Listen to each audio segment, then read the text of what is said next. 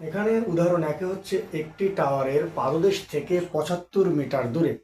একটি টাওয়ারের পাদদেশ থেকে ৭৫ মিটার দূরে ভূতলস্থ কোনো বিন্দুতে টাওয়ারের শীর্ষের উন্নতি কোণ ৩০ ডিগ্রি হলে টাওয়ারটির উচ্চতা নির্ণয় করো। এই অঙ্কটা আমরা খুব চমৎকারভাবে সমাধান করতে পারি, খুব চমৎকারভাবে। এখানে আমি কিছু কোণের নাম লিখে রাখছি, সাইন, কস, ট্যান। আমি কালকে বলছি বা গত ক্লাসে বলছিলাম এই তিনটার বাইরে আসলে অন্য কোনো কোণের মান লাগে না, শুধুমাত্র দশম অধ্যায় অঙ্ক করার জন্য। তারপরে তিনটা সূত্র লিখছি, সাইন, কস, ট্যান। কিন্তু সূত্র হচ্ছে মোট 6টা, আমি লিখে রাখছি 3টা। এই 3টা সূত্র দিয়েই আমরা এই অধ্যায়ের যত সব MCQ, CQ এবং এই বইয়ের যে অনুশীলনের যে অঙ্কগুলো আছে সমাধান করতে পারো খুব সহজে।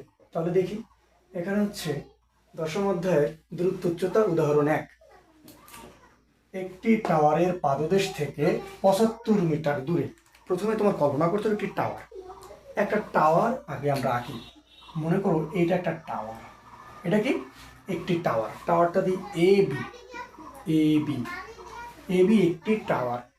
এই টাওয়ারের পাদদেশ থেকে মানে এখান থেকে, এটাকে বলে তোমার তলদেশ বলতে পারে, পাদদেশ বলতে পারে, বা ভূতলস্থ বলতে পারে। পাদদেশ থেকে ৭৫ মিটার দূরে। কয় মিটার? ৭৫ মিটার। এখন ৭৫ মিটার দূর এদিকেও হইতে পারে, এদিকে হইতে পারে। তুমি যে দিকটা বলো, ৭৫ মিটার দূর। কয় মিটার এটা? 75 মিটার। ৭৫ মিটার দূরের ভূতলস্থ কোনো বিন্দুতে টাওয়ারের শীর্ষে উন্নতি কোণ ৩০ ডিগ্রি। তাহলে চিত্রটা কেমন হবে? কি বলছে? এই ভূতলস্থ কোনো বিন্দুতে টাওয়ারের শীর্ষের উন্নতি কোণ ৩০ ডিগ্রি। মানে এখান থেকে এইভাবে হবে, এখানে ৩০ ডিগ্রি হবে। কেন এখানে ৩০ ডিগ্রি হবে? আমি বলছিলাম প্রশ্নতে যদি কোথাও দণ্ডায়মান কথা থাকে, দণ্ডায়মান কথা থাকলে তাহলে কোণ হবে হচ্ছে এই উপরে। কিন্তু এখানে কোথাও দণ্ডায়মান কথা নাই। দণ্ডায়মান কথা নাই বিদায় আমার এখানে কোণ আছে কোথায়? এখানে। আচ্ছা, হলে টাওয়ারটির উচ্চতা নির্ণয় করো। টাওয়ারের উচ্চতা, উচ্চতা কোনটা?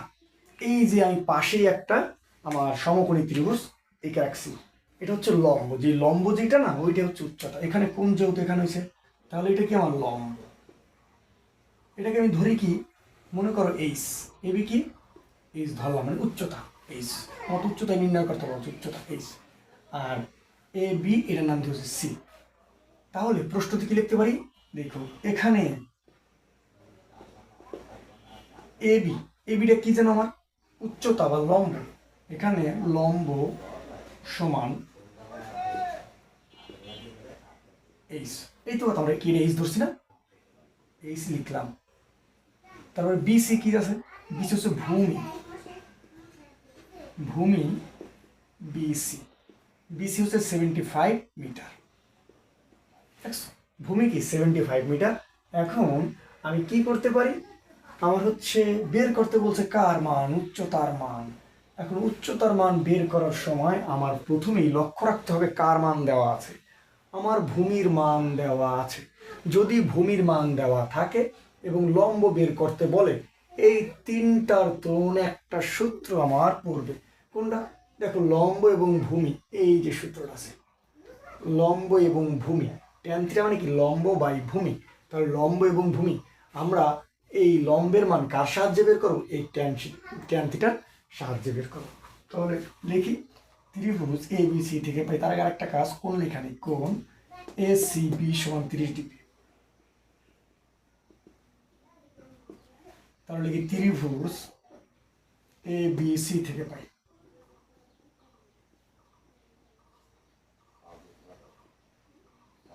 কি পাই? Tan theta. এই যে রাখছিলাম ট্যান। কোণ লিখতে হবে এ সি বি, লম্ব বাই ভূমি। লম্ব, লম্ব মানে কি? A B. এই যে এ বি, প্রথমে লম্ব লিখে কি আমি? A B. আর ভূমি কি? ভূমি মানে বিসি, বি আর সি। এটা কত ডিগ্রি? কত ডিগ্রির মান? 30 ডিগ্রি। এ বি কত? A B H. বিসি কত? বিসি 75। বুঝছি। ট্যান 30 ডিগ্রির মান কত মনে আছে? হ্যাঁ, মনে না থাকার কোনো কারণ নাই, ঠিক আছে? এই দেখো কি সুন্দর চারটা ট্যান। 30 ডিগ্রির মান 1/√3। তুমি তাহলে কি লিখবা tan 30 ডিগ্রির পরিবর্তে 1/√3। এখানে h/75 ডিগ্রি। দুঃখিত, এখানে ডিগ্রি না তো মিটার। মিটার। এখন আমি কি করতে পারি, একটু কোণাকুণি গুণ করি। কি করি? কোণাকুণি গুণ। কোণাকুণি গুণ শিখাইছিলাম না কাউকে? এই যে √3 সাথে h গুণ করলে কি হবে? h√3 সমান 1 দিয়া 75 গুণ করলে 75 একে 75। এখন যদি বলি √3 আর h কি আকার আছে? গুণ আকারে আছে। তাহলে এই √3 এই পাশে গেলে কি হবে? ভাগ। √3 এই পাশে গেলে কি হবে? ভাগ হবে। h সমান 75 ভাগ কত?